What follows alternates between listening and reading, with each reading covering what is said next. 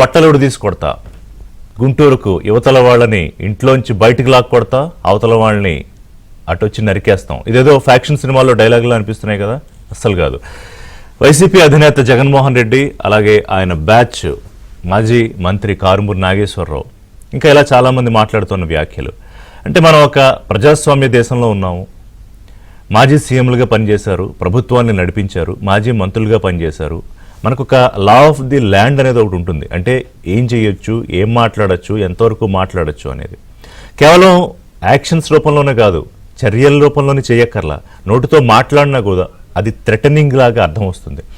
So దీని మీద కంప్లైంట్లు చేస్తున్నారు, పోలీసుల దగ్గరికి వెళ్ళారు, కేసులు ఏవో కూడా నమోదవుతున్నాయి. కానీ ఎంతవరకు వీళ్ళల్లో మార్పు వస్తుంది? వాళ్ళు మనం పెట్టిన టైటిల్ ఏంటంటే మీరు ఇంకా మారరా అని. అంటే ఏది పడితే అది మాట్లాడేయచ్చా? చట్టం చూస్తూ ఊరుకుంటుందా? చట్టం చర్యలేవి తీసుకోదా?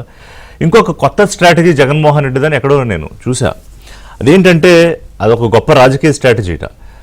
తన అనుయాయులు అనుచరులతోటి తిట్టించి వాళ్ళని రెచ్చగొట్టి తను ప్రొవోకేటింగ్ స్టేట్మెంట్స్ చేయడమే కాకుండా వాళ్ళతో కూడా చేయిస్తే వాళ్ళ మీద కేసులు పడితే ఇవాళ మనం చూస్తున్నాం, కొంతమంది జైళ్లలో ఉన్నారు, కొంతమంది బెయిళ్ల మీద బయటకు వచ్చారు, కొంతమంది అజ్ఞాతంలోకి వెళ్ళిపోయారు, కొంతమంది ఏమో విచారణకు హాజరు కారు. సో ఈ బ్యాచ్ అంతా కూడా ఎటు పోకుండా తనతోనే తన పార్టీలోనే ఉంటారు అనేది ఒక స్ట్రాటజీ అని. అదొక మరి అదేం స్ట్రాటజీ, పొలిటికల్ స్ట్రాటజీ. ఒక్కొక్క పార్టీకి ఒక్కొక్క స్ట్రాటజీ ఉంటుంది కదా, బహుశా దాని మీద కూడా ఉంది. గతంలో చంద్రబాబు, లోకేష్, పవన్ కళ్యాణ్ ఇంకా అనేక మంది తెలుగుదేశం పార్టీ నాయకుల్ని ఎలా పడితే అలా ఎడాపెడా తిట్టించారు. దానికి ఇవాళ ఫలితం అనుభవిస్తున్నారు. ఇంకా చాలామందికి నోటీసులు, జైళ్లు. ఇప్పటికే తెలుగుదేశం పార్టీ, ముఖ్యంగా జనసేన నాయకులు, కార్యకర్తలు కూడా అప్పట్లో మా మీద అరాచకంగా, విధ్వంసకంగా దాడులు చేసి జైళ్ళకి పంపిస్తే ఎందుకు ఇంకా మీరు చర్యలు తీసుకోరు, చూస్తూ కూర్చుంటారేంటని అంటున్నారు. వాళ్ళకి పార్టీలు, ప్రభుత్వాలు, అధికారంలో ఉన్నవాళ్ళు సమాధానం చెప్పాల్సిన అవసరం ఉంది. ఎందుకంటే ఇప్పుడు చంద్రబాబు నాయుడు అంటే వీళ్ళకి అభివృద్ధి అనేది అసలు ఆలోచనలో ఉంటుందా అన్న దాని గురించి చెప్తున్నాను. ఇది అంటే ఈ నరకడాలు, బట్టలు ఊడిదేయడాలు, తన్నడాలు, ఎక్కడున్నా సముద్రం అవతలున్నా లాక్కొచ్చి జైల్లో పెట్టడాలు, రిటైర్ అయిపోయినా తీసుకొస్తామని బెదిరించడాలు, ఇవి తప్ప ప్రజా సమస్యలు. అసెంబ్లీకి ఎలాగూ వెళ్ళరు. 11 మందో ఎంతమందో గెలిపించినా, ప్రజల అధికారులు లాగేసినా అసెంబ్లీకి వెళ్ళి ఆ నియోజకవర్గాల సమస్యలు, లేకపోతే ప్రభుత్వంలో పాలసీలో ఏమన్నా సమస్యలు లేకపోతే లోటుపాట్లు ఉంటే వాటి గురించి ప్రస్తావించడము, అభివృద్ధికి సంబంధించి ఏమన్నా సలహాలు, సూచనలు ఏమన్నా ఇస్తారా? ఇది అత్యాశ అవ్వచ్చు, కానీ ఒక పార్టీ, రాజకీయ పార్టీ చేయాల్సిన కార్యక్రమం ఇదే కదా. ఇది లేదు, ఆ సోయి లేదు. పైగా ఏది మాట్లాడినా కూడా నడుస్తుంది అనే ఒక విపరీతమైన కాన్ఫిడెన్స్. అది యాక్చువల్లీ నెగిటివ్ కాన్ఫిడెన్స్. అది ఇవాళ నాయకుల్ని దెబ్బతీస్తోంది. మరి అది వాళ్ళు ఎందుకు గ్రహించుకోవట్లేదో నాకు అర్థం కాదు. సరే, ఈ కంప్లైంట్ల మీద ఏం చర్యలు ఉంటాయి, ఏం చేస్తారనేది ఒకటైతే, లావు శ్రీకృష్ణదేవరాయలు కేంద్ర హోంమంత్రి అమిత్ షాకు ఒక లేఖ రాశారు. అంటే బెయిల్ మీద ఉండి ఇన్ని కేసుల్లో ఆ బెయిల్ నిబంధనలకు విరుద్ధంగా, ప్రజలను రెచ్చగొట్టే విధంగా, ప్రభుత్వం మీద, ప్రభుత్వ కార్యక్రమాల మీద తప్పుడు ఆరోపణలు చేస్తున్నప్పుడు చర్యలు తీసుకోండి, విచారణ చేయించండి అని. మరి దాని మీద హోంమంత్రి అండ్ టీం ఎలా రెస్పాండ్ అవుతారనేది కూడా చూడాల్సిన అవసరం కనిపిస్తోంది. సో అంటే అధికారంలో ఉన్నప్పుడు ఎలాగూ మాట్లాడరు, ఉద్యోగాల గురించి ఎలాగూ మాట్లాడరు. కనీసం ప్రతిపక్షంలో ఉన్నప్పుడైనా మిమ్మల్ని 39% మంది ఓట్లు వేశారు కదా, మరి వాళ్ళ గురించి మాట్లాడాల్సిన అవసరం ఉంది కదా. అవన్నీ వదిలేసి ఏదో పరామర్శల పేరుకెళ్ళి రాజకీయాలు చేయడాలు, అక్కడ మహిళా ఆఫీసర్లు ఉన్నారన్న కనీసమైన స్పృహ లేకుండా బట్టలోడు తీసి కొడతామని చెప్పడాలు. వీళ్ళందరూ పొమ్మని మీటింగ్ పెట్టారు, అందులో మహిళలు కూడా కూర్చున్నారు. వాళ్ళు కూడా ఏం లేదు, మీరు క్షమాపణ చెప్పండి, లేకపోతే మేము కంప్లైంట్ చేస్తాం, చర్యలు తీసుకుంటా ఉంటున్నారు. చర్యలకి, కంప్లైంట్లకి ఆగే రకంగా ఉన్నారా వీళ్ళు? సో ఇది ఎక్కడికి వెళ్ళిపోతుంది అసలు? వీళ్ళపైన ఇంకోటి, సోషల్ మీడియా ఉన్మాదం ఇంకో వైపు ఉంది. అంటే ఫిజికల్గా, పబ్లిక్గా వీళ్ళు బహిరంగంగా మాట్లాడడం, హెచ్చరించడం ఒకటైతే, సోషల్ మీడియాలో ఒక టీం ఇంకా అదే పని మీద ఉంటారు. ఇవాళ ఇప్పుడు అమరావతికి నిధులు వస్తున్నాయి, లేకపోతే కొత్తగా డబ్లింగ్ రైల్వే ప్రాజెక్టులకు ఆమోదాలు తెచ్చుకుంటున్న పరిస్థితి, లేకపోతే ఫండ్స్కి సంబంధించి కొత్తగా ప్రయత్నాలు చేస్తున్న పరిస్థితి, లేకపోతే PP4 లాంటి ప్రోగ్రామ్స్ మీద ఇనిషియేషను, పేదరికం తగ్గించాలనే ఒక ఆలోచన, ఇలా లేకపోతే టెండర్లు పిలవడాలు, వీటి మీద ఎక్కడ చర్చ లేదు. చర్చ ఎందుకు లేదు? ఇదిగో ఇలాంటి అరాచకమైన, విధ్వంసమైన కార్యక్రమాలకు దిగుతూ ఉంటే చర్చ అంతా ఇటువైపు వెళ్ళిపోతుంది. అంటే రాష్ట్రంలో అభివృద్ధిపై చర్చ జరగకూడదు, మంచి పేరు రాకూడదు ప్రభుత్వాలకి. ఎప్పుడూ మేము చేసే ఈ దుర్మార్గపు వ్యవహారాలు, ఈ కామెంట్లు, లేకపోతే ఈ హెచ్చరికలు, నరికేస్తాను, చంపేస్తాను అంటే ఇదే గొడ్డళ్ళ వివేక హత్య కేసు దగ్గర నుంచి కూడా దాన్ని ఏదో ముందు హార్ట్ అటాక్ అన్నారు, తర్వాత బండారం బయటపడింది. సరే, ఎవరేంటనేది ఇంకా తేలలేదనుకోండి, తేలకుండా దాని మీద మనం ఏం మాట్లాడతాం. కానీ అప్పుడు ప్రభుత్వ పెద్దల మీద నెట్టేయడం, దానికి రాజకీయంగా ఉపయోగించుకోవడం, ఈ స్ట్రాటజీలన్నీ ప్రజలు గమనిస్తున్నారు. సో చూద్దాం, ఒక బ్రేక్ తర్వాత దీని మీద చర్చకు వెళ్దాం. ఆయా నాయకులు ఏం చెప్తారు దీని మీద. ఇదిలాగే కొనసాగితే ఒక రకమైన ప్రమాదకర పరిస్థితుల్లోకి ప్రజల మైండ్ సెట్స్. కోసంపూడి శ్రీనివాస్ గారు, జనసేన సీనియర్ నాయకులు, పార్టీ అధికార ప్రతినిధి వారు జాయిన్ అవుతున్నారు. మర్రెడ్డి శ్రీనివాసరెడ్డి గారు, agriculture machine chairman, Telugu Desam party నాయకులు. బాలకోటయ్య గారు, అమరావతి బహుజన జేఏసీ నుంచి వారు జాయిన్ అవుతారు. నమస్కారం బాలకోటయ్య గారు, శ్రీనివాసరెడ్డి గారు. శ్రీనివాస్ గారు నమస్తే. సో శ్రీనివాస్ గారు, నేను ఇందాక చెప్పినట్టు అంటే ఏంటి, ఇప్పుడు మనం ఒక ప్రజాస్వామ్య దేశంలో ఉన్నాం. మనందరూ కూడా ఒక రాజ్యాంగానికి, ఒక చట్టానికి లోబడి మనం ఏ పని చేసుకున్నా, ఏ వృత్తిలో ఉన్నా కూడా ఆ లా ఆఫ్ ది ల్యాండ్ ఏదైతే మనం పర్మిట్ చేస్తుందో ఆ పరిధిలో పనిచేసుకు వెళ్ళాలి, రాజకీయాల్లో ఉన్నా కూడా. మరి వైసీపీ నాయకులు అంటే అధినేత దగ్గర నుంచి నాయకుల దాకా అసలు ఇదేమిటి వర్తించదా, లేకపోతే అసలు అది స్పృహలో ఉండదా, లేకపోతే ఆ యాంగిల్ కంప్లీట్గా కట్ అయిపోయిందా? అంటే ఇందాక చెప్పినట్టు మామూలుగా వింటే మనం సినిమా డైలాగులు అనుకుంటాం. గుంటూరు యువతల వాళ్ళని ఇంట్లో తీసుకొచ్చి కొడతాం, అవతల వాళ్ళని నరికేస్తాం, బట్టలు తీస్తాం. ఇదేనా? ఇది అందరూ అదే బాపుతా? ఋషి గారు, మీకు ప్యానెల్లో ఉన్న పెద్దలకు నమస్కారం అండి. నమస్కారం. మీరు పెట్టిన టైటిల్ పెట్టారు, మీరు మారరా అని. వారు మారరు. ఎందుకు మారుతారు? ఎక్కడైనా సరే రాక్షసులు ఋషుల్లో మారేటువంటి స్వభావం ఎక్కడన్నా ఉంటుందా? రాక్షస స్వభావమే. వాళ్ళ అధికారంలో ఉన్నా, ప్రతిపక్షం ఉన్నా వాళ్ళ స్వభావం మారదు. మారాల్సింది మనం మారాలి. అవునా? సరే, మీరు అన్నారు ఇప్పుడు వాళ్ళ భాషా విధానం. అధికారంలో ఉన్నప్పుడేమో ఇంటికుల భాష, నా ఇంటికి పేకలేరు అనేటువంటి భాష. ఇప్పుడేమో బట్టల భాష. నేను కూడా ఏమన్నా జే లాండ్రీ అని పెట్టి ఇక్కడ పోలీసు వారి బట్టలు వస్త్రాలన్నీ ఉతకబడును అని లాండ్రీ అని పెట్టుకున్నారే మీరు. మాట్లాడితే పోలీసు వారి దుస్తులు విప్పజేస్తారని అంటే అసలు మనం ఏం మాట్లాడుతున్నాం? సభ్య సమాజంలో ఉన్నాం, మాజీ ముఖ్యమంత్రిగా పనిచేసాం, అందులోని 5 సంవత్సరాలు పాలించినటువంటి వ్యక్తులు. మన మాట సమాజం మీద ఎటువంటి ప్రభావం చూపిస్తుందని కనీసం స్పృహ లేకుండా మాట్లాడేటువంటి విధానం. నేను అంటే వాళ్ళు మారరు, మనం మారాలి ఖచ్చితంగా. సార్ ఋషి గారు, ఈ రోజున మనం చెవులు మూసుకోవాలా లేదు, మనం మారాలి. మారే విధానం కూడా చెప్తున్నాను. నేను అంటుంది, ఈ రోజున కూటమి ప్రభుత్వం మీద నమ్మకంతో, జగన్మోహన్ రెడ్డి అంటే భయంతో ఈ రోజున ప్రజలు మాకు ఇంత అవకాశం ఇచ్చారు. ఖచ్చితంగా ప్రజలకి ఒక ఎదురు నమ్మకం ఉంది. ఖచ్చితంగా అమరావతి కంప్లీట్ అవుద్ది, పోలవరం కంప్లీట్ అవుద్ది, రాష్ట్రానికి పెట్టుబడులు ఆహ్వానిస్తారు, రాష్ట్రంలో యువతకు ఉపాధి అవకాశాలు కల్పిస్తారు అనడంలో ఎటువంటి ఏం లేదు. ఖచ్చితంగా వాళ్ళకి అభివృద్ధి విషయంలో నో డౌట్ కూటమి ప్రభుత్వం చేస్తుంది. చంద్రబాబు గారికి ఆ విజన్ ఉంది. పక్కన ఉన్నటువంటి పవన్ కళ్యాణ్ నిజాయితీతోటి, చిత్తశుద్ధితో పనిచేసేటువంటి వ్యక్తి ఉన్నారు. అగ్నికి వాయు తోడినట్టు వీళ్ళిద్దరూ కృష్ణార్జునులో పనిచేసుకుంటూ వెళ్తారనడంలో ఎటువంటి అతిశయోక్తి లేదు, ఈ విధానం లేదు. నేను అంటుంది ఈ రోజున. కానీ ఎక్కడే సార్ ఋషి గారు, సమాజం ఏదైనా సరే మంచివాడి వైపు, తెలివైన వాడి వైపు ఉండదండి సమాజం. సమాజం ఎప్పుడు ధైర్యవంతుడి వైపు, బలవంతుడి వైపు ఉంటుంది. ఈ రోజున వీళ్ళ మాట్లాడే మాటలకి అక్కడ పోలీసు వ్యవస్థలో కావచ్చు, ప్రజల్లో కావచ్చు, అధికారుల్లో కావచ్చు ఆత్మస్థైర్యం కోల్పోతారు. ఖచ్చితంగా వాళ్ళకి భరోసా ఇవ్వాల్సిన అవసరం ఈ రోజున కూటమి ప్రభుత్వం మీద ఉంది. ఎందుకంటే మాట్లాడిన వ్యక్తి మామూలు వ్యక్తి కాదు. మాజీ ముఖ్యమంత్రి లేకపోతే పులివెందుల ఎమ్మెల్యే కాదు. అతను 12 సంవత్సరాలు పెట్టి బెయిల్ మీద తిరుగుతున్న వ్యక్తి. అటువంటి వ్యక్తికి కొన్ని నిబంధనలు కూడా ఉంటాయి కోర్టులు. మీరు ఖచ్చితంగా పోలీసు అంటే కోర్టుకి సహకరించాలి, లేకపోతే మీరు విదేశాలకు వెళ్తే ఖచ్చితంగా కోర్టుకి చెప్పి వెళ్ళాలి, మీ పాస్పోర్ట్ ఇక్కడ సీజ్ అయింది కాబట్టి కొన్ని నిబంధనలు ఉంటాయి. అటువంటి వ్యక్తులు మాట్లాడేటప్పుడు నేను అంటుంది, ఎవరో కొందరు వ్యక్తులు కార్బన్ డైఆక్సైడ్ మాట్లాడండి, మా తణుకు నియోజకవర్గం, మా ఎమ్మెల్యే, మా నియోజకవర్గమే. ఆయన ఇంకొక మాట కూడా అన్నాడు, నేను అది వాడలేను కానీ రైతులు అన్నారు. మనం అంటే సభ్యతా సంస్కారం అని ఆలోచిస్తామండి ఋషి గారు. సభ్యతా సంస్కారం కూర్చున్నాం కాబట్టి ఏది పడితే మాట్లాడలేదు. సభ్యతా సంస్కారం వాళ్ళకి అదే లేదు.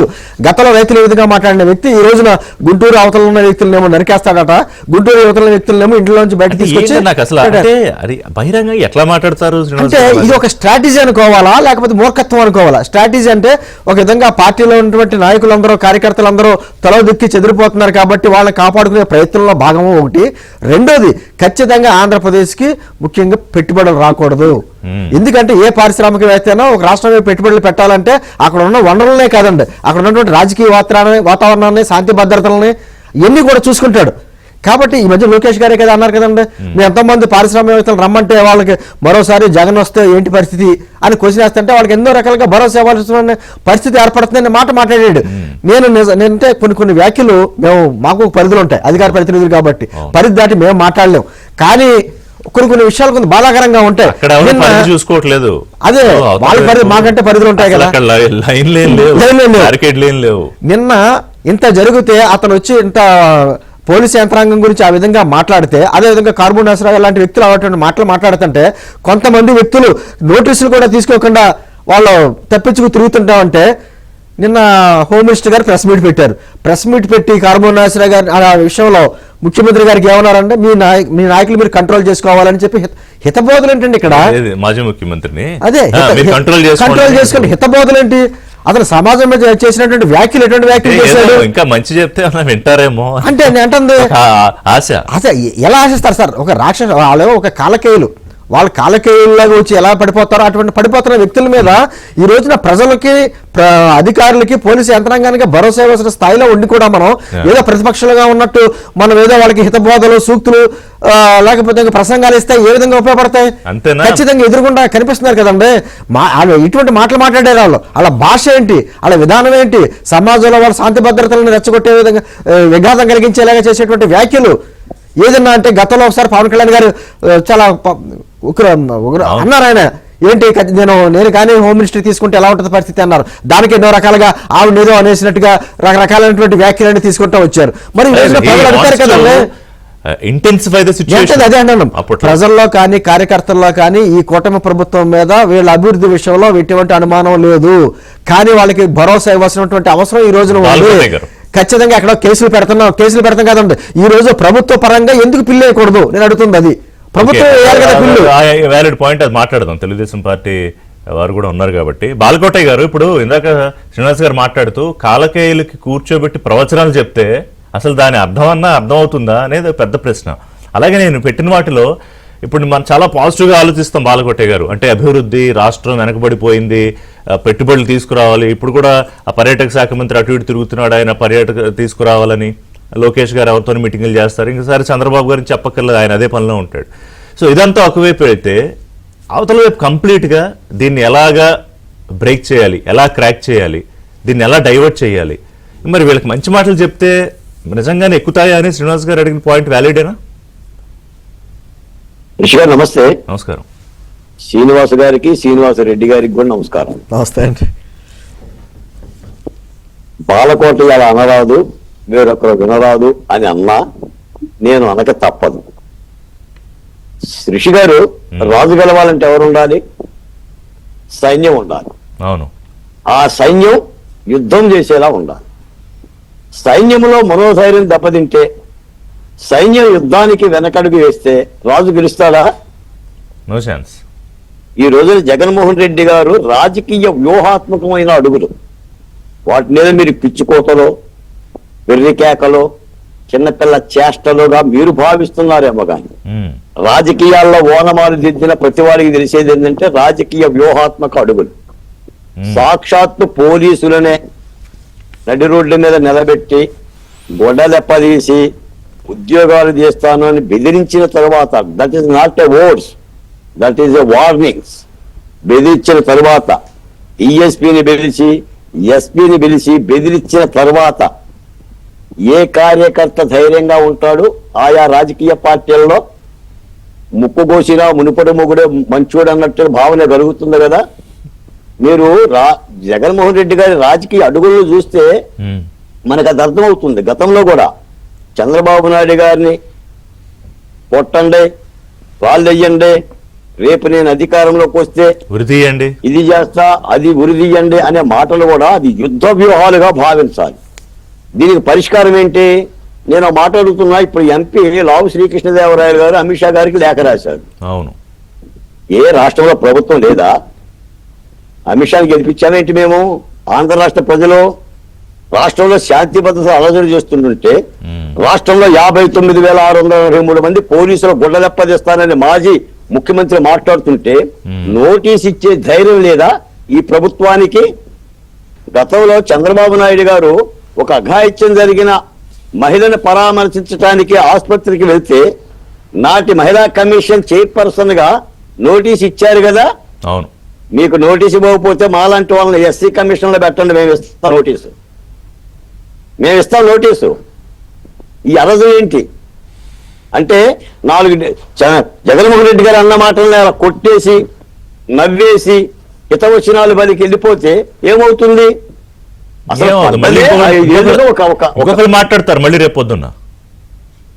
ఒకళ్ళే కాదు ఋషి గారు, ఒక్క జగన్మోహన్ రెడ్డి గారి యొక్క మాటలతో ఆయన ఏమంటున్నాడు? సప్త సముద్రాల అవతల లాక్కొస్తానన్నాడు. జగన్ 2.0 చూస్తారన్నారు. రిటైర్ అయిపోయినా గొడ్డెల 10 ఇస్తామన్నారు. రిటైర్ అయినా కూడా లాక్కొచ్చి పనిష్మెంట్ చేస్తామన్నారు. ఆయనతో రోజా గారు వార్నింగ్ ఇస్తున్నారు, విడుదల రజనీ గారు వార్నింగ్ ఇస్తున్నారు, పేర్ని నాని గారు నా రోమాలు కూడా బేకలేవు అంటున్నారు. ఇప్పుడు కారుమూల నాగేశ్వర గారు ఏకంగా నరికేస్తామంటున్నారు. ఇప్పుడు బాలకోటి లాంటి ఏం చేయాలి చెప్పండి సార్ ఋషి గారు? ఇప్పుడు మేము భయపడాలా? ఆ 2.0లో మమ్మల్ని కూడా పెట్టి డాక్టర్ సుధాకర్ గారిలో లేదా కోడికత్తి సీని జైల్లో పెట్టినట్టుగా మా మీద కూడా జగన్మోహన్ రెడ్డి గారి ప్రతీకారం ఎందుకు తీర్చుకోలేదని చెప్తాను అనుకోవాలి. అంతే కదా. నిన్ననే నేను వేరే ఛానల్ డిబేట్ లో మాట్లాడుతుంటే వైసీపీ అధికార ప్రతినిధి అన్నాడు, బాలకోట గారు మేము నరికే వాళ్ళం అయితే నువ్వు బతికేవాడు కాదు అని. ఏది లైవ్ డిబేట్ లో? లైవ్ డిబేట్ లోనే ఆయన సపోర్ట్ చేస్తూనే ఉన్నారు. నేను అంటానండి ఒక మాట, లోకేష్ గారు మీరు హోంమంత్రితో బాధ్యతలు తీసుకోండి. ఎందుకంటే మీరు ఎర్ర పుస్తకం పట్టుకున్నారు కదా, ఆ ఎర్ర పుస్తకం మీరే అమలు జరపాలి. మీరు అమలు జరపాలంటే మీరు విద్యాశాఖ మంత్రిలో ఉండకూడదు, హోంమంత్రిత్వ శాఖలో ఉండండి. ఈ అరజం ఏంటో చూడండి. అదే మళ్ళీ ఇప్పుడు కొత్త వివాదాలు ఆల్రెడీ ఇంతకు ముందే Pawan Kalyan law and order మీద నేను వస్తే ఎలా ఉంటుందని 2 సార్లు అన్నారు ఆయన. అప్పుడు ఏదో నడిచింది, మళ్ళీ ఇప్పుడు మీరు ఈ చర్చ మొదలెట్టారనుకోండి. వివాదమే ఉందండి. మరి ఒక దళిత మహిళ వంగలపూడి అనిత ఆమె హితవచన చెప్పగలుగుతుంది తప్ప ఇంకేం చెప్పగలుగుతుంది చెప్పండి? అంటే బాధ్యతాయుతమైన పదవులో అట్లా కాదు, బాధ్యతాయుతమైన పదవులో ఉండి వీళ్ళు మాట్లాడిన భాష ఆవిడ మాట్లాడలేదు కదా. మరి భాష కాదండి, చర్యలు. భయంతో ఎవరు చేస్తారంటున్నా. ఏమండి ఋషి గారు మీరు వినండి, మీరు మదనపల్లిలో నన్ను నరికేస్తారని చెప్పేసి అన్న తెలుగుదేశం కార్యకర్తని కాపాడకపోతే నరికేశారుగా. నిన్న సత్తెనపల్లి నియోజకవర్గంలో కంకనాలపల్లి దళిత అంగన్వాడీ బిడ్డని దాష్టీకం చేస్తే నేనే వెళ్ళొచ్చాగా. మరి కనిపించకపోతే, ఈ సామాజిక కోణం కనిపించకపోతే ఎంత అభివృద్ధి చేసినా కూడా కడివెడ పాలలో విశ్వస్తొక్కే కదా. No doubt. ఇప్పుడు ఒట్టి మాటలు కట్టి పెట్టాయి, గట్టి మేలు తల పెట్టవాయి.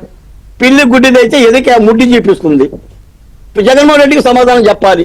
ఇప్పుడు ఈ రోజు జనసేన నాయకులు కూడా అడుగుతున్నారండి, మీరు సమాధానం చెప్పకపోతే అందరూ వాడిని వేసేస్తాం వీడిని వేసేస్తాం. వేయించుకోవటానికి ప్రభుత్వాన్ని ఎన్నుకుంది. శ్రీనివాసరెడ్డి గారు ఏం చెప్తారంటే నరుకుతాం అనే శృతవచనాలు వినటానికా ప్రభుత్వానికి వినబట్టం లేదా? లోకేష్ గారికి వినబట్టం లేదా? తీసుకోమనే చర్యలు.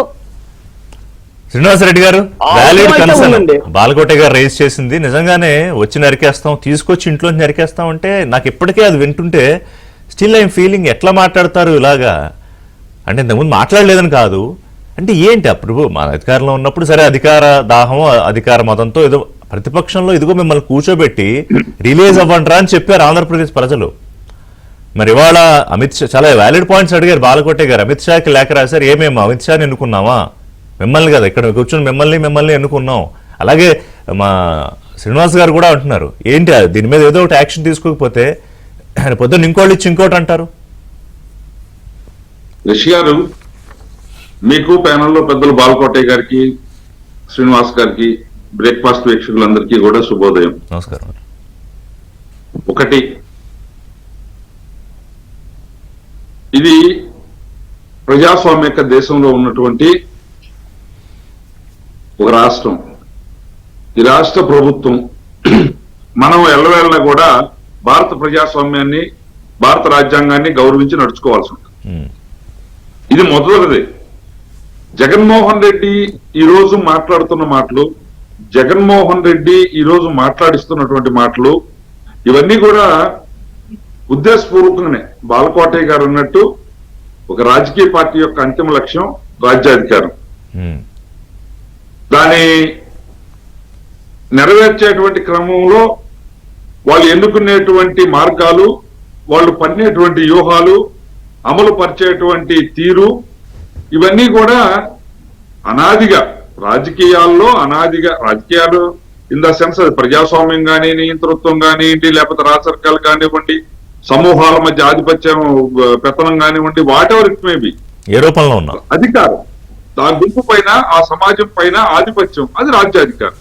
జగన్మోహన్ రెడ్డి, ఇప్పుడు చంద్రబాబు నాయుడు గారికి జగన్మోహన్ రెడ్డి గారికి మధ్య ఉన్నటువంటి వ్యత్యాసమే ఈరోజు చర్చలో ప్రధానమైనటువంటి అంశం. అధికారంలో జగన్మోహన్ రెడ్డి గారు ఉన్నప్పుడు, అంటే నేను అనొచ్చు అనకూడదు అనే ప్రశ్న నాకేం లేదు, కానీ అంటే బాగుండదు. ఈ పోలీసులకి ఇవాళ గుడ్లోడు తీసేది ఏముంది? జగన్మోహన్ రెడ్డి అధికారంలో ఉన్నప్పుడు గుడ్డలోడు తీసి నిస్సిగ్గుగా వాళ్ళని నిలబెట్టి ఎన్ని దురాగతాలు చేపించాలో అన్ని దురాగతాలు చేపిస్తే ఆ రోజే వీళ్ళ సిగ్గుమానం పోయినటువంటి పరిస్థితి.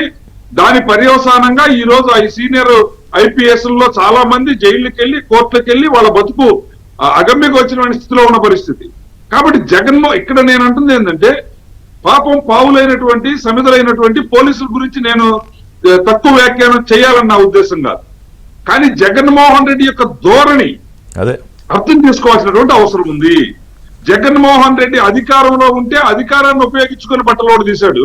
అంటే ఇప్పుడు శ్రీనివాస్ రెడ్డి గారు ఇప్పుడు మీ విధానాలు అభివృద్ధో లేకపోతే విజనరీ పరిపాలన లేకపోతే ఏ రకంగా రాష్ట్రాన్ని దేశంలోను ప్రపంచంలోను ముందుకు ఎలా తీసుకెళ్ళాలి రకరకాల ప్రోగ్రామ్స్తో అనేది అనుకుంటే మీ విజను హింస, ఘర్షణ, రెచ్చగొట్టే వ్యాఖ్యలు, బట్టలు ఓడదీయడాలు, నరకడాలు, చంపడాలు ఇది ఆ విధానం అని అర్థమవుతున్నప్పుడు కూడా ఇప్పుడు ఆవేదన ఏంటంటే, క్వశ్చన్ ఏంటంటే, still you are encouraging, still you are waiting for what? ఇవాళ ఆయన అడిగిన క్వశ్చన్, ఒక కేసు నమోదు చేయట్లేదేంటి?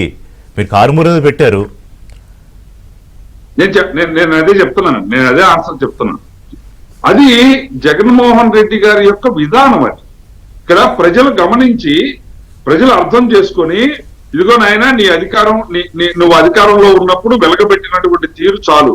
అది నీకు పారిశ్రామిక విధానంలోనా, పోలీసు విధానంలోనా, విద్యా విధానంలోనా, అభివృద్ధి విధానంలోనా, అన్ని విధానాలు చూశారు. కాబట్టి అధికారం 5 సంవత్సరాలు ఉంది కాబట్టి అన్ని విషయాలు చూశారు. చూసిన తర్వాత జగన్మోహన్ రెడ్డి గారు దేనికి యోగ్యుడో అది ఇచ్చారు ప్రజలు. సమాజం ఎప్పుడూ కూడా ఏదో ఒకసారి పొరపాటు జరిగి అపాత్రాదానం చేసినా అది పదే పదే జరగదు. అందుకనే జగన్మోహన్ రెడ్డి గారికి ఆ స్థితిని ఇచ్చారు. జగన్మోహన్ రెడ్డి గారి నుంచి అంతకన్నా ఎక్కువ ఆశించే స్థితిలో ఈ రోజు సమాజం లేదు. చట్టపరంగా తెలుగుదేశం పార్టీ కానివ్వండి, చంద్రబాబు నాయుడు గారు కానివ్వండి, లేకపోతే రెడ్ బుక్ అని చెప్తున్నటువంటి బాలకోటయ్య గారు ప్రస్తావించినటువంటి రెడ్ బుక్ లో అంశాలు కానివ్వండి, అన్ని కూడా చట్ట ప్రకారమే జరుగుతాయి.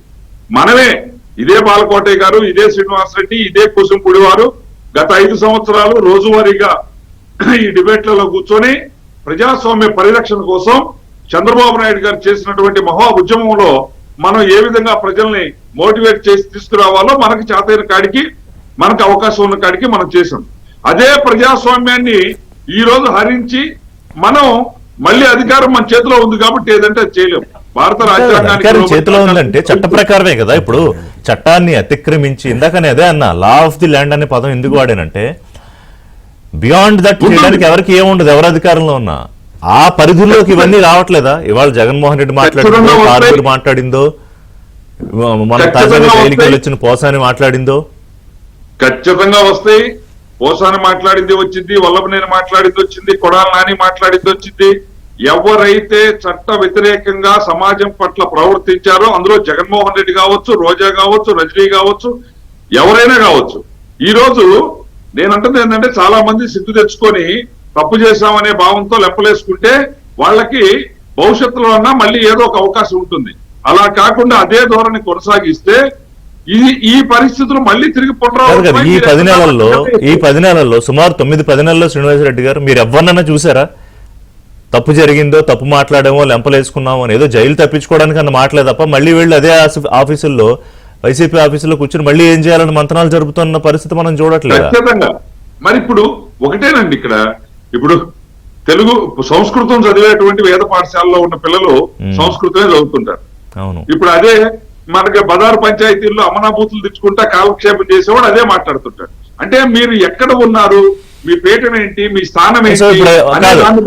ఆ బూతుల పంచాయతీల మీద మనం అంటే అభివృద్ధి వదిలేసి ఆ చర్చలు మానేసి ఇదిగో దీని మీదే మనం మాట్లాడుకుంటూ ఉండాలి. అంటే దీని మీద ఏదో ఒక కార్యాచరణ, ఒక బ్రేక్ తీసుకుంటారు శ్రీనివాస్ రెడ్డి గారు. ఏదో ఒక రూపంలో దీనికి ఒక ఫుల్ స్టాప్ కనీసం పెట్టే ప్రయత్నం చేస్తున్నామన్నా కనిపించకపోతే ప్రజలకు ఎటువంటి సంకేతాలు వెళ్తాయి? ఈరోజు ఈరోజు టెండర్లు ఉన్నాయి, అమరావతి టెండర్ల వ్యవహారం ఉంది, లేకపోతే విద్యాశాఖకు సంబంధించి కొత్త విధానాలు ఉన్నాయి. PP4 అంటే బంగారు కుటుంబాలని, మార్గదర్శుల్ని లింక్ చేస్తూ పేదరికాన్ని తగ్గించాలనే కార్యక్రమం, లేకపోతే వాళ్ళ రైల్వే డబ్బింగ్ ప్రాజెక్ట్ సంబంధించి కేంద్రం ఆమోదం వస్తే ఇలాంటి అభివృద్ధి కార్యక్రమాలు మనం మాట్లాడుకోవడానికి లేకుండా చేస్తున్న ఈ విధానాల మీద శ్రీనివాస్ గారు, ఇప్పుడు నిన్న ఎంపీ లావు శ్రీకృష్ణదేవరాయలు గారు ఆయన ప్రభుత్వంలో అంటే తెలుగుదేశం పార్టీకి సంబంధించి ప్రభుత్వంలో కాదు పార్టీలో ఉన్నారు. అలాగే ఢిల్లీలో ఆయనకి యాక్సెస్ ఉంటుంది కాబట్టి కేంద్ర హోంమంత్రిని ఆయన గతంలో కలిసారు, ఇప్పుడు లేఖ రాశారు. కానీ ఇందాక శ్రీనివాసరెడ్డి మన బాలకోట గారు అడిగిన దాంట్లో మీరు కూడా ప్రభుత్వంలో భాగస్వామిగా ఉన్నారు కాబట్టి ఎన్నుకున్నది ఇక్కడ మీ ముగ్గురు పార్టీల కూటమిని ఎన్నుకున్నారు. సో ఇక్కడ కేంద్ర హోంమంత్రి ఉన్నారు, వారు ప్రెస్ మీట్ పెట్టి ఏదో మీరు ఇందాక చెప్పినట్టు వెళ్ళిపోయారు. అంటే ఏంటి ఎక్కడ వెనకాడుతున్నారు? ఇప్పుడు ఆయన ప్రజాస్వామ్యం చేస్తున్న దాడి అని మనకు తెలుసు. పాపం మొన్న పోలీసులు అంటే జాలేస్తుంది వాళ్ళని చూస్తే. సరే తెలుగుదేశం పార్టీ అధికారంలో ఉన్నప్పుడు అరెస్టులు చేసినప్పుడు అప్పుడు జగన్మోహన్ రెడ్డి ఏం చెప్తే చేశారు. ఇవాళ అదే పోలీసులు మళ్ళీ ఆయన ఏమంటున్నాడు, మిమ్మల్ని ఎక్కడున్నా సముద్రాలు దాటినా లేకపోతే ఎక్కడున్నా తీసుకొచ్చి కొడతాం, బట్టలు తీస్తాం, అన్యాయమైన కామెంట్స్ కదా. వాళ్ళు ఏం చేస్తారు? అధికారుల సంఘం హెచ్చరించారు, అంతకన్నా ఏం చేస్తారు? ఋషి గారు ఖచ్చితంగా శ్రీకృష్ణదేవరాయలు గారు అక్కడ అమిత్ షా గారి దృష్టికి తీసుకెళ్ళినా లేకపోతే పార్లమెంట్లో జగన్మోహన్ రెడ్డి చేస్తున్నటువంటి కార్యక్రమాలు తీసుకెళ్ళినా అది దేశం దృష్టికి వెళ్ళేటువంటి అవకాశం ఉంటుంది కాబట్టి అక్కడ చర్చించినటువంటి సందర్భం అదే అభినందనీయం. నేను అంటుంది ఈ రోజున మనం ప్రజలు ఎవరో కూడా సార్ మేము ఇక్కడ అధికార ప్రతినిధిగా కూర్చున్నామంటే ఇటు ప్రజలకే ఇటు ప్రభుత్వానికి మధ్యలో ఒక వారధుల బ్రిడ్జ్లు అనమాట. అంటే ప్రభుత్వం చేసేటువంటి మంచి పనులు ఏ విధంగా ప్రజలకు చేరవేస్తామో అదే విధంగా ప్రజల మనోభావాలను కూడా ప్రభుత్వం దృష్టిలో తీసుకెళ్లేటువంటి అవకాశం మాకు ఉంది కాబట్టి మమ్మల్ని అధికార ప్రతినిధిగా కూర్చోబెడతారు. అంతేగాని ఏం చేసినా భజన చేస్తే మేము భజన బృందం అవుతాం. నేను అంటే ప్రజల్లో ఉన్నటువంటి ఆలోచన విధానం ఏంటంటే ఈ రోజున చంద్రబాబు గారిని గత ప్రభుత్వం అరెస్ట్ చేసినట్టు అన్యాయంగా అరెస్ట్ చేసి లోపలేయమనో, లేకపోతే అచ్చెన్నాయుడు గారిని అరెస్ట్ చేసినట్టు అరెస్ట్ చేసి రాష్ట్రం అంతా తిప్పమనో, లేకపోతే రఘురామకృష్ణరాజు గారిని అరెస్ట్ చేసి లోపల తీసుకెళ్లి వాళ్ళ కస్టడీ అంతా అచ్చబెట్టినట్టు ఆ విధంగా చేయమను. అది చేయమంటలా ఎదురుగుండా తప్పు ఎదురుగుండా కనిపిస్తుంటే కాకర గోవర్ధన్ రెడ్డి తప్పించి తిరుగుతున్నాడు, పోలీసులు దొరకలేదంటే విచిత్రం కదా. అసలు 10 రోజులు 3 సార్లు నోటీసులు ఇవ్వడమా? ఒక పక్కనేమో రాజకసిరెడ్డి అసలు నాకు ఎందుకు తీసుకోవాలి నోటీసులు, నాకు సంబంధం ఏంటి అని చెప్పేసి ఇప్పుడు ఈరోజు మిస్సింగ్ కేసా పిన్నెల్లి గారు. అంటే ఇవన్నీ వచ్చినప్పుడు సమాధానం చెప్పుకోవాల్సిన అవసరం కూడా మాకుంది. ఎందుకు జరుగుతుంది ఏంటి అంటే అంటే ఖచ్చితంగా ప్రజాస్వామ్యబద్ధంగా నేను పదే చెప్తున్నానండి, ఈ కూటమి ప్రభుత్వం మీద ఎటువంటి ప్రజలకి ఎటువంటి అపనమ్మకం లేదు, ఖచ్చితంగా అభివృద్ధి చేస్తారు. కానీ సార్ ఋషి గారు మంచి పంట పండాలన్నప్పుడు మధ్యలో ఉన్నటువంటి కలుపు మొక్కలు ఏరేయాలి. మన పంటలోనే పడినాయి కదా ఆ మొక్కలు పెంచుకోకూడదు కదా. కలుపు మొక్కలు ఏరేయకుండా మంచి పంట ఎలా ఆశించగలం? ఖచ్చితంగా ఈ రోజున ఎదురుకుండా కనిపిస్తున్నారు, దుర్మార్గంగా కనిపిస్తున్నారు. గత అధికారంలో ఉన్నప్పుడు ఇటువంటి కార్యక్రమాలు చేశారు, అక్రమాలు దౌర్జన్యాలు. అధికారం కోల్పోయిన తర్వాత అదే భాష అదే విధానం మాట్లాడుతుంటే నేనంటే ఈ భాష ఎవరు మాట్లాడినా, అది తెలుగుదేశం వారు మాట్లాడినా, జనసేన వారు మాట్లాడినా, బీజేపీ వారు మాట్లాడినా మేము ఖచ్చితంగా వాళ్ళ చర్యలు తీసుకోవాలని అంటాం. అంటే మా పార్టీ వారు కదా వెనకేసుకొచ్చిన సందర్భాలు మాకు ఉండవు. నేనంటుంది ఏంటి సార్ ఎంత దుర్మార్గం కాకపోతే పవన్ కళ్యాణ్ గారి కుమారుడు సింగపూర్లో చిన్న కుర్రోడు అగ్ని ప్రమాదంలో ఇబ్బంది పడి అతను బతికి బయటపడితే ఆ కుర్రోడు మీద ఎంత దారుణమైనటువంటి ట్వీట్లు చేస్తున్నారంటే వైఎస్ఆర్ చాలా ఆ భాష మనం మాట్లాడలేం, చదవలేం కూడా. అంత దారుణంగా ఉంటే నిన్న మా టిట్కో చైర్మన్ అజయ్ కుమార్ గారు కూడా డైరెక్ట్ గా అనిత గారితో మాట్లాడి వారు పంపించి కేసు ఫైల్ చేశారు. కేసు ఫైల్ అవుతుంది అంటే కేసు ఫైల్ అవుతుంది కాదు, అటువంటి దుర్మార్గులు తీసుకొచ్చి లోపల పడేయాలి కదా. అంటే బయట సమాజంలో తిరగడానికి కాదు, మాజీ మంత్రులు వెళ్తారు, డీజీపీలకి కంప్లైంట్ ఇస్తారు. ఏది నక్కానంద్ బాబు గారు వీళ్ళందరూ వెళ్ళి సాక్షిలో తప్పుడు కథనాలు ప్రభుత్వం మీద వ్యతిరేక, అదొకటి యాంగిల్. అంటే ఈ కంప్లైంట్లు ఇవ్వడాలు మీ చేతుల్లో ప్రభుత్వం అధికారమా అంటే ఒక్కొక్కసారి మనం అసలు అధికారంలో ఉన్నామా మనం ఇంకా ప్రతిపక్షంలో ఉన్నామా అని చెప్పేసినటువంటి ఆ దువ్వాడి మీద ఎప్పుడో పెట్టారు కేసు. ఈ రోజుకి అతని మీద చర్యలు లేవు, పేరు స్వేచ్ఛగా తిరుగుతున్నాడు. మీరున్నారా ఏం చేసుకుంటారు చేసుకోండి అంటే అది ఏమవుతుందంటే ఒక రాంగ్ సిగ్నల్ వెళ్తుంది.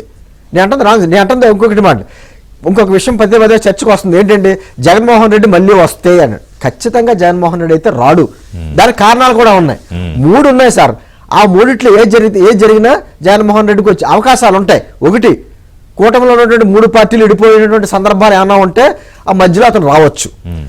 2 కూటమి పార్టీ ఈ 3 పార్టీలు కూడా వైఎస్ఆర్ కాంగ్రెస్ పార్టీ వారు చేసినట్టే దౌర్జన్యాలు లేకపోతేనేమో దోపిడీలు ఇటువంటి విషయాలు ఏమైనా చేస్తే అతనికి అవకాశం ఉంటుంది. 3 జగన్మోహన్ రెడ్డి గారు ఏమన్నా మార్పు చెందిపోయి చంద్రబాబు గారికి మళ్ళీ విజనరీగా లేకపోతే పవన్ కళ్యాణ్ గారి దాతృత్వం లాగా జేబులోంచి డబ్బులు ఖర్చు పెట్టేటువంటి వ్యక్తిగా మారిపోయి రూపాంతరం చెందితే అవకాశం ఉంది. అది ruled out first ruled out అది అంటే 3 రూల్డ్ అవుట్ కాబట్టి ఖచ్చితంగా లోకేష్ గారు పారిశ్రామికవేత్తలతో మాట్లాడినప్పుడు 3 సందర్భాలు చెప్పి కాబట్టి 3 జరగవు కాబట్టి రెండిట్లకి ఏమన్నా అవకాశం 99% ఆయన అవకాశం ఉందేమో కానీ 3ోది ఏదైతే 100% అవకాశం లేదు కాబట్టి జగన్మోహన్ రెడ్డి మళ్ళీ వచ్చి అధికారంలోకి వచ్చే అవకాశం లేదనేటువంటి భరోసా ఇవ్వచ్చు.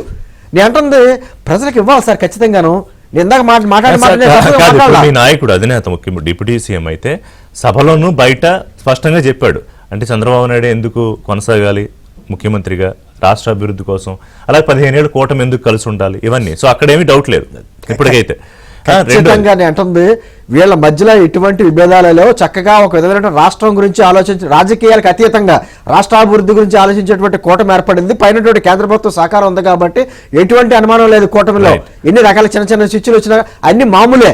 నేను అంటుంది అది కాదండి, దాంతో పాటు ప్యారలల్ గా శిక్షణ రక్షణ చేసే విధంగా దుష్ట శిక్షణ కూడా చేయాలి. చేయకపోతే మాత్రం ప్రజలకు మనం సమాధానం చెప్పుకోవాలి. బయటకు వచ్చి సమాధానం బయట స్వేచ్ఛగా తిరగాలి కదండి. ఇప్పుడు తోట చంద్రయ్యని పీక్కొనేశారు, అతనికి మళ్ళీ ఆ కుటుంబీకులకి భరోసా ఇవ్వాలంటే వాళ్ళని బయట స్వేచ్ఛగా తిరుగుతుంటే వాళ్ళ కుటుంబీకులు ధైర్యంగా తిరగాలి కదా. ఏంటంటే ఇవన్నీ కూడా వీడంటే భరోసా ఇవ్వకుండా ధైర్యం ఇవ్వకుండా మాత్రం మనం ఎంత మంచి అభివృద్ధి పనులు చేసినా కూడా మన సమాజానికి మంచి ఒక సందేశం ఇవ్వలేము. ఏం మరి శ్రీనివాసరెడ్డి గారు ఏం చెప్తారు? ఎందుకంటే ఇవాళ వాస్తవంగా శ్రీనివాస్ గారు ఏదైతే రైట్ చేశారో ఆ పాయింట్లో మీరిద్దరు కూడా ప్రభుత్వంలో భాగస్వాములుగా ఉన్నారు. కూటమి ప్రభుత్వంలో బీజేపీతో కలిసి కేంద్రం నుంచి సహకారం అందుతోంది. ఇవాళ బ్రహ్మాండంగా అభివృద్ధి ఏదైతే గతంలో కొంత చేయలేకపోయారో కొన్ని కారణాలతో, అమరావతి కానివ్వండి, లేకపోతే పోలవరం పూర్తి కానివ్వండి, లేకపోతే కొత్త విధానాలు PP4 అనే ఒక విధానం కానివ్వండి, విద్యారంగంలో కానివ్వండి, తర్వాత ఇంకొక ఏఐతో ఇప్పుడు అన్నిటినీ అనుసంధానం చేస్తూ ముందుకు తీసుకెళ్లాలి అనే ఒక కార్యక్రమం చంద్రబాబు నాయుడు ఆలోచిస్తున్నారు. వాట్సాప్ మిత్ర అంటే మొత్తం అన్ని రాష్ట్రాలు ఇటువైపు చూస్తున్నాయంటే ఇంత సులువుగా 200-250 కార్యక్రమాలు ఒక వాట్సాప్ హలో హాయ్తో పరిష్కరించచ్చా అని. సో శ్రీనివాస్ రెడ్డి గారు, బాలకోటే గారు వచ్చారు, ఒక్కసారి ఆయనతో మాట్లాడేసి మీ దగ్గరకు వస్తా, ఎందుకంటే ఇద్దరికి సమాధానం మీరు చెప్తారు కానీ. సో అభివృద్ధి విషయంలో ఏమీ మరో ఆలోచన లేదు బాలకోటే గారు, కానీ అసలు అభివృద్ధే పట్టని ఒక ప్రతిపక్షం హోదా ఉన్నా లేకపోయినా అలాంటి వాళ్ళతో నిత్యం పోరాడాల్సిన పరిస్థితి ఈ ప్రభుత్వానికి, ప్రభుత్వంలో ఉన్న నాయకులకి. సో ప్రజలు దీన్ని ఎలా అర్థం చేసుకుంటారని చూస్తున్నారు. అంటే ఓకే మా కోసం అభివృద్ధి చేస్తున్నారు కూటమి ప్రభుత్వం, శభాష్ అనే పరిస్థితి ఉంటుందా? లేకపోతే ఇదిగో వీళ్ళు చేస్తున్న మాటలో, కార్యక్రమాల్లో, చర్యలో, భయపెట్టే ధోరణిలో, criminal mind set, law and order disturb చేసే ఆలోచనలతో ఇబ్బంది కలుగుతుంది అనే ఒక ఆందోళన ఉందా? దీన్ని ఎట్లా బ్యాలెన్స్ చేయడం? రిషి గారు 3 మాటలు చెప్తానండి. ఒకటి, రాష్ట్ర ప్రభుత్వం చేస్తున్న అభివృద్ధి కార్యక్రమాలనే లేదా అభివృద్ధిని గాలిలో పెట్టే వైఖరిని గత 5 ఏళ్లు పడ్డ చర్యల నుంచి, అగచాట్ల నుంచి అభివృద్ధి కోణంలో చేస్తూ పనులను ఎవరో కూడా తప్పుపట్టరు. రాష్ట్ర ప్రజలు గాని, ఆయా రాజకీయ పార్టీలు గాని దానిని అభినందిస్తారు. ముఖ్యంగా ముఖ్యమంత్రి చంద్రబాబు నాయుడు గారి పనితీరుని, ఆ కష్టాన్ని ప్రశంసిస్తారు. కాకపోతే రెండో మాట ఏంటంటే, శాంతి భద్రతలు లేని చోట అభివృద్ధి ఉండదు, అభివృద్ధి లేని చోట శాంతి భద్రతలు ఉండదు. ఈ శాంతి భద్రతలను విఘాతం కలుగు చేసే జగన్మోహన్ రెడ్డి గారి లాంటి వైఖరి మీద కూడా చర్యలు తీసుకోకపోతే ఈ అభివృద్ధి మొత్తం కూడా మాయన మచ్చలా కనిపిస్తుంది. ఇప్పుడు ఈ రోజు శ్రీనివాసరెడ్డి గారు కానీ మరొకరు కానీ ఏమంటారు అంటే, చట్టం తప్పనిసరిగా చర్యలు తీసుకుంటుంది, ఈ రోజు కాకపోయినా రేపైనానని ఒక మాట చెప్తా ఉంటుంటారు. మీరు భక్త కన్నప్ప సినిమాలో కృష్ణరాజు గారు పాట పాడతాడు, ఆకాశం దించాలా, నెలవంక తుంచాలా, సెగలో ఉంచాలని. ఇక్కడ ఏ ఆకాశం కూడా దిగడంలా. ఇందాక మన శ్రీనివాస్ గారు చెప్పినట్టుగా రాజకసిరెడ్డి గారు మద్యం కేసులో 3వసారి పరారయ్యాడు అంటే ప్రభుత్వంలో ఏ బలహీనత అంశం చోటు చేసుకుంది? అసలు వీళ్ళు ఎవరిని అరెస్ట్ చేశారు? గత 5 ఏళ్ల యొక్క ఆర్థిక దోపిడీ ఏమయ్యింది? ఋషికొండ ఏమైంది? తాడేపల్లి ప్యాలెస్ ఖర్చులు ఏమైనాయి? మద్యం కుంభకోణం 18,000 కోట్ల రూపాయల మద్యం కుంభకోణం ఏమైంది? రేషన్ బియ్యం తరలింపు ఏమైంది? పేర్ని నాని కేసు ఏమయ్యింది? ఇవన్నీ కూడా ప్రశ్నలు కాదా? మరి జగన్మోహన్ రెడ్డి గారు ఎందుకు మాట్లాడుతున్నాడు? ఈ ప్రభుత్వంలో ఏమైనా ఆయన లోపం కల్పించిందా? పోనీ ఈ ప్రభుత్వంలో కూడా జగన్మోహన్ రెడ్డి గారి మనుషులకు సహకరించే మనుషులు ఉన్నారా? అలాంటి లాలూచి జరుగుతుందా? లేకపోతే ఎందుకు పారిపోతాడు నేను అడుగుతున్నాను. రిషిరెడ్డి గారు, రాజకసిరెడ్డి ఎందుకు పరారవుతాడు? ఇంకో ఇక్కడే తెర వెనుక నుంచి నడిపిస్తున్న ఓ IPS అధికారి.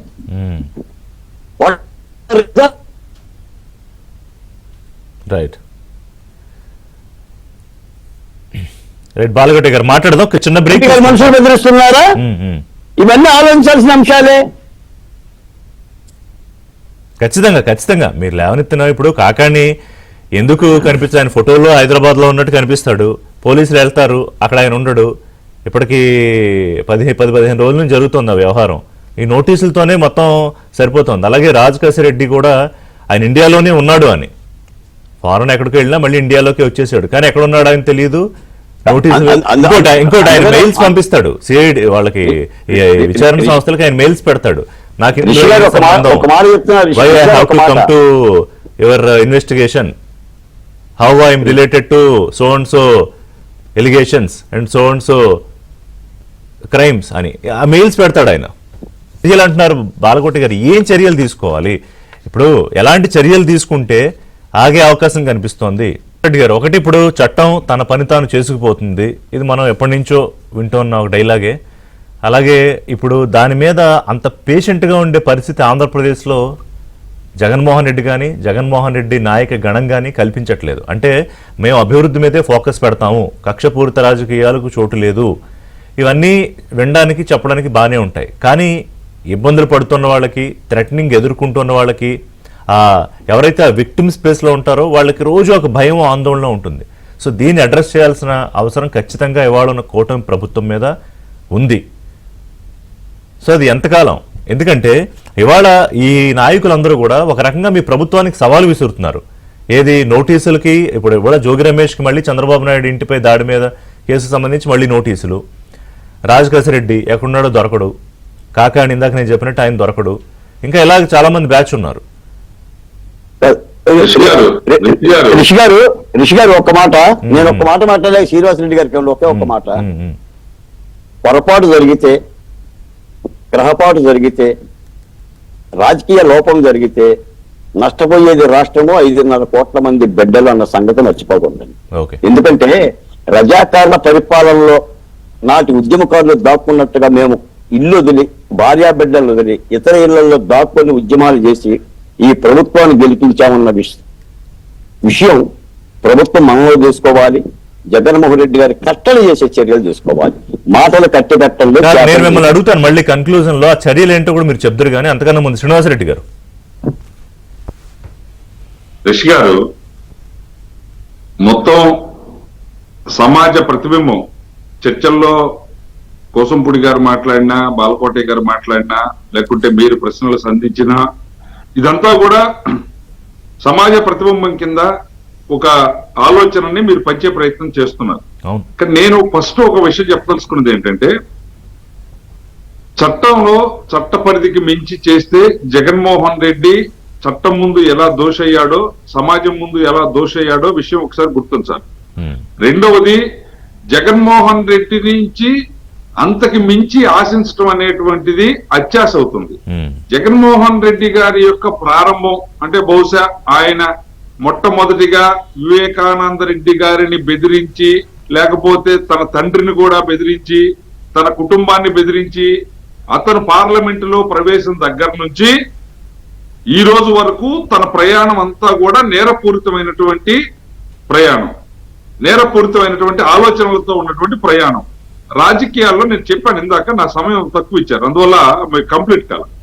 రాజకీయాల్లో ఎవరైనా అధికారంలోకి రావటానికి వాళ్ళకి కావాల్సిన వ్యూహాలు పట్టుకుంటారు. ఇప్పుడు చంద్రబాబు నాయుడు గారు తెలుగుదేశం పార్టీ ఒక విధానం ఎంచుకుంది.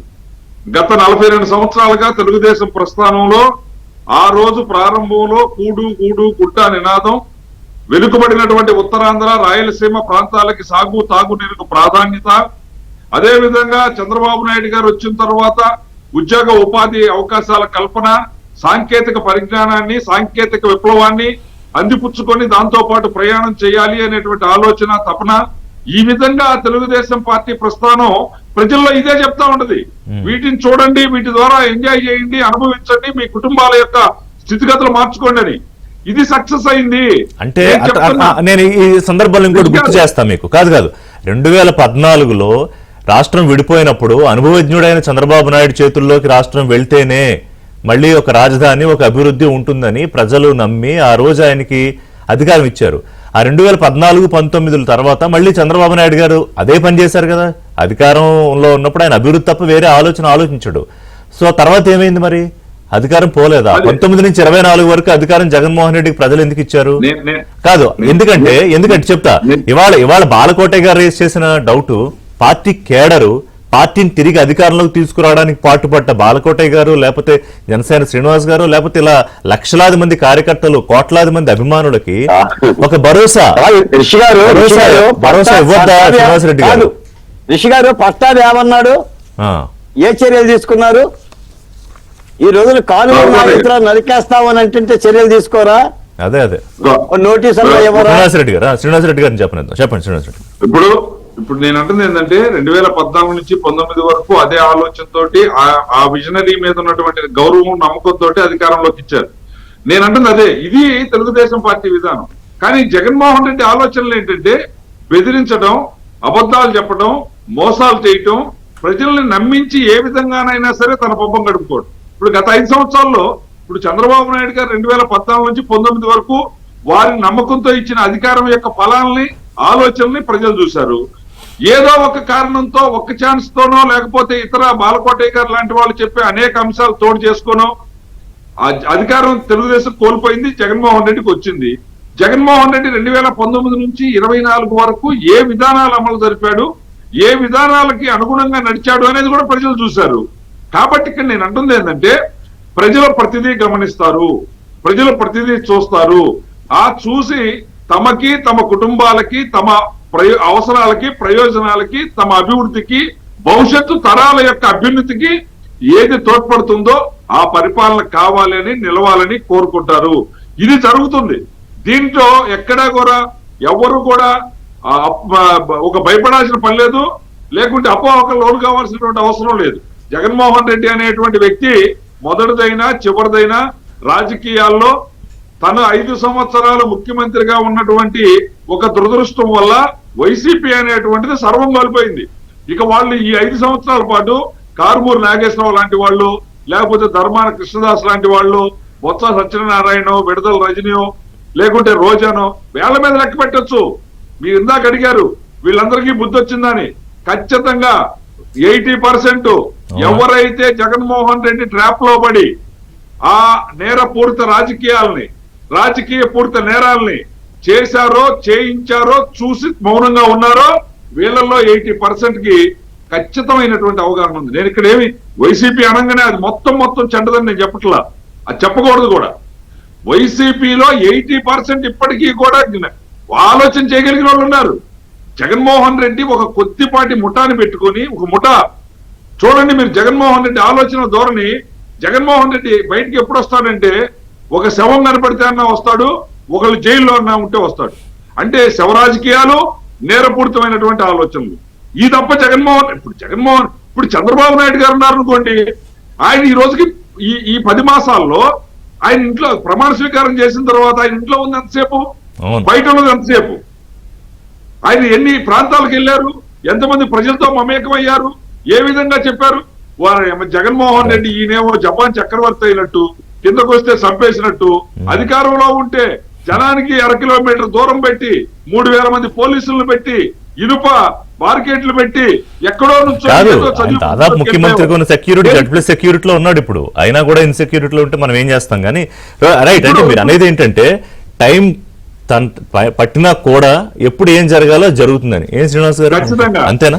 అంటే ఇప్పుడు కాదు, ఇప్పుడు రెచ్చగొట్టి తిట్టించి ఆనందం పొందడం, మరి అదేమిటో నాకు అర్థం కాదు. ఆనందానికి ఏం పేరు ఉంటుందో.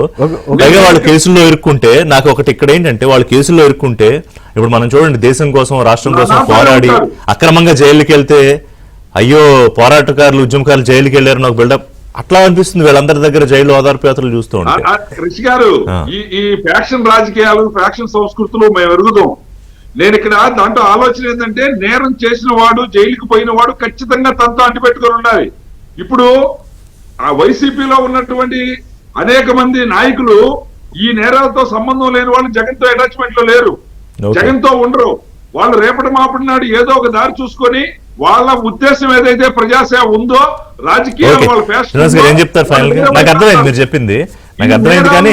కానీ దీనికి కాదు ఏంటి శ్రీనివాస్ గారు, చర్యలు అంటే ఏంటి? అంటే చర్యలు అంటే ఖచ్చితంగా మనం చట్టపరంగా రాజ్యాంగబద్ధంగానే చర్యలు తీసుకోమంటున్నాం తప్ప గతంలో జరిగినట్టుగా ఇప్పుడు జరగకూడదు. అంటే గత వైసీపీ ప్రభుత్వంలో ఎటువంటి కార్యక్రమాలు జరిగినాయో అలా జరగకుండా చేయడమే కూటమి ప్రభుత్వం చేయవలసిన పని. కానీ ఈ సందర్భంగా ఒకటండి, గత 5 సంవత్సరాలు ఎంత కష్టపడ్డారో కూటమి పార్టీకి సంబంధించినటువంటి కార్యకర్తలు నాయకులు అధికారంలోకి వచ్చిన తర్వాత అదే కష్టాలు అదే ఇబ్బందులు పడుతున్నారు. ఎట్లా ఇది ఇప్పుడు చూస్తున్నారు కదా, ఇటువంటి ఇబ్బందులు ఇటువంటి మాటల్లో లేకపోతే ఇటువంటి భయాందోళనలో ఇంకా పడాల్సి వస్తుంది. అది సమస్య. నేను అంటుంది ఖచ్చితంగా ఈ రోజున అద్భుతమైనటువంటి నిధులు వస్తున్నాయి రాష్ట్రానికి, అమరావతి ప్రాంతానికి నిధులు వస్తున్నాయి. ఈ విషయాలు చర్చించుకోవడం మానేసి కొరడా జుడిపించాలంట. అంతే, ఖచ్చితంగా కొరడా జరిపించాలండి. ఈ రోజున అంటే అభివృద్ధి విషయంలో మాట్లాడుకోవాల్సినటువంటి సమయంలో జగన్మోహన్ రెడ్డి అండ్ చేస్తున్నటువంటి అరాచకాలు లేకపోతే వాళ్ళ మాటలు వాళ్ళ భాష గురించి మాట్లాడుకోవాల్సిన స్ట్రాటజీ. రైట్ చూద్దాం మరి దీని నుంచి సీరియస్ గా ముఖ్యమంత్రి ఈ అభివృద్ధి కార్యక్రమాలతో పాటుగా ఒకసారి ఆయన పార్టీ అధినేతగా పార్టీ కేడర్ ని, అలాగే ఇందాక మా బాలకోట గారు చెప్పినట్టుగా ఎవరైతే అధికారంలోకి తీసుకురావడానికి పార్టీ ముఖ్యంగా కూటమి పార్టీ తీసుకురావడానికి పాటుపడ్డారో వాళ్ళు ఇంకా భయాందోళనల మధ్యలోనూ ఇంకా అట్లా బతకాల్సిన అవసరం నిజంగానే లేదు. ఎందుకంటే రేపు అధికారంలోకి వస్తే అనే పాయింట్ పెట్టి నరికేస్తాం, బట్టలు తీస్తాం అంటే సరే ప్రజలు ఏం నిర్ణయిస్తారు ఏంటో ఏం తెలియదు. చంద్రబాబు నాయుడు విజను, అభివృద్ధి, తర్వాత కూటమి కలిసికట్టుగా ఇందాక శ్రీనివాస్ గారు చెప్పిన ఈక్వేషన్స్ ఉంటే ముఖ్యంగా రాష్ట్ర అభివృద్ధి ఆకాంక్షిస్తున్న వాళ్ళందరూ అదే కావాలని కోరుకుంటారు. ఇంకొక రకంగా ఏం ఆలోచిస్తారో మనకి రానున్న రోజుల్లోనే తెలియాలి. కానీ ఈలోపు దీనికి ఎలా అడ్డుకట్ట వేయాలనే దాని మీద మాత్రం సీరియస్గా ఆలోచించాలి.